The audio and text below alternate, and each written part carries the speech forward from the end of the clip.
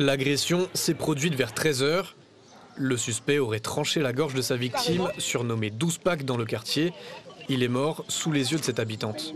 J'ai vu qu'il titubait avec la main sur son cou. Je l'ai vu s'écrouler devant moi. Il avait la gorge coupée, la gorge tranchée. On le surnomme 12 Pack.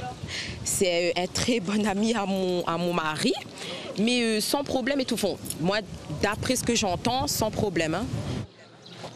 Âgé d'une trentaine d'années, il était tout de même sorti de prison récemment selon d'autres habitants, qui expliquent aussi que les deux hommes étaient en conflit depuis plusieurs jours et se proféraient des insultes à répétition. Mais en plus de ce drame, des émeutes ont aussi éclaté en milieu d'après-midi près de la scène de crime. Les gendarmes ont évacué les proches du suspect, mais une fois sortis, ils essuient des jets de galets lancés par des jeunes et répliquent alors avec des tirs de gaz lacrymogène. De quoi raviver de mauvais souvenirs à cette mère de famille. Avant, c'était calmé par rapport à ici, mais on n'a pas compris. D'un coup, tout ça s'est arrivé. Ça nous fait peur par rapport à nos enfants. Il n'y a pas que nos enfants, mais nous aussi, on a peur.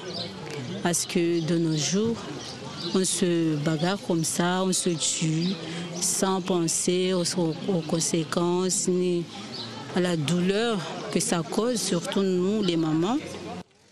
Le suspect a été interpellé lors de sa fuite en fin d'après-midi. Si les tensions semblaient s'apaiser en fin de journée, elles pourraient bien reprendre dans la soirée. Vive tension également entre groupes de jeunes et forces de l'ordre au port cette fois-ci.